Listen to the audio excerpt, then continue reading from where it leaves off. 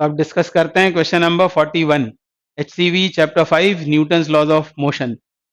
A car is speeding up on a horizontal road with an acceleration a. Consider the following situations in the car. Situation 1. A ball is suspended from the ceiling through a string and is maintaining a constant angle with the vertical. Find this angle. तो पहले इसी को solve करते हैं. ऐसा बोला है कि एक कार हॉरिजॉन्टल रोड पर स्पीड अप हो रही है, मतलब एक्सेलरेशन ए से मूव कर रही है.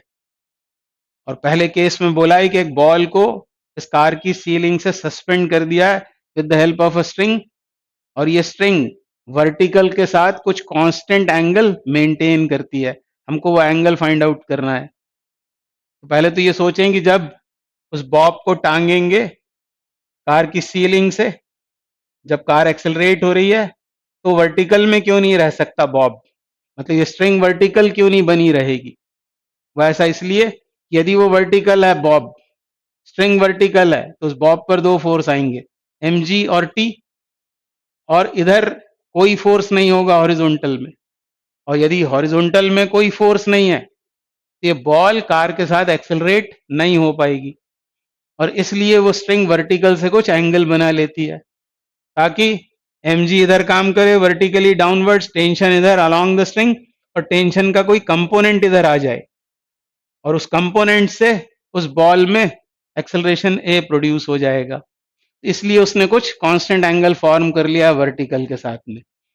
पर हमको वो सब नहीं बताना था, हमको तो एंगल बताना था. तो अब एलिवेटर या कार फ्रेम से, या कार बोला हुआ है, कार फ्रेम से इस बॉब की स्टडी करें यदि, तो कार फ्रेम कैसी हो जाएगी, ये नॉन इनर्शियल है क्योंकि एक्सेलरेटेड फ्रेम है.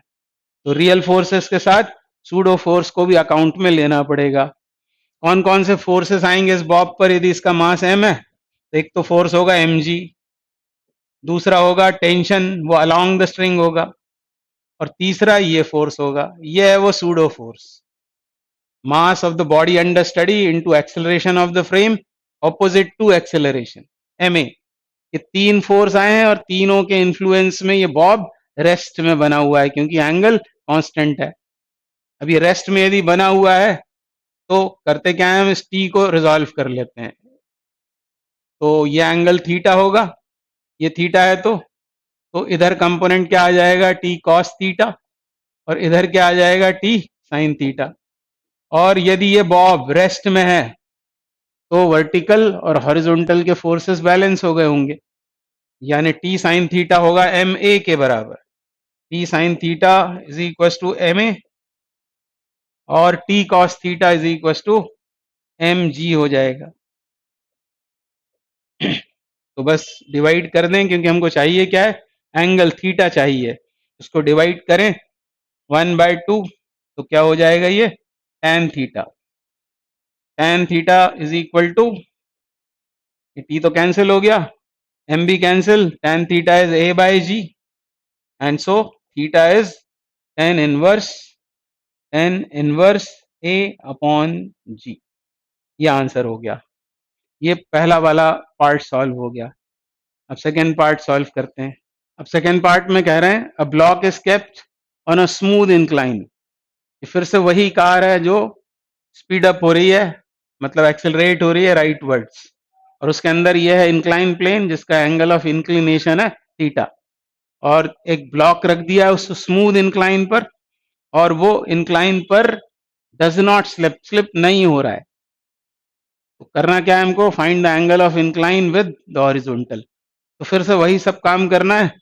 कौन कौन से फोर्सेस आएंगे इसकी स्टडी करें. यदि इसका मास m है तो एक फोर्स तो हो जाएगा mg वर्टिकली डाउनवर्ड्स, दूसरा होगा नॉर्मल कांटेक्ट फोर्स मतलब ही n.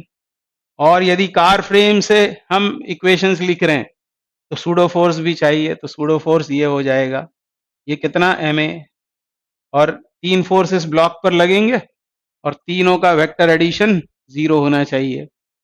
अब करेंगे क्या, रिजोल्यूशन करेंगे अलोंग इंक्लाइन और परपेंडिकुलर टू इंक्लाइन, ma और mg दोनों को रिजॉल्व करेंगे. तो ये एंगल थीटा होगा, ये एंगल थीटा होगा, तो इधर आएगा ये mg cos थीटा, mg का कंपोनेंट mg cos थीटा, और इधर आएगा mg sin theta, mg sin theta. ये हम कार फ्रेम में बात कर रहे हैं, इसीलिए हमने ये सूडो फोर्स लिया हुआ है mg sin थीटा। और ma ये थीटा है, ये 90 माइनस थीटा, तो ये थीटा हो जाएगा।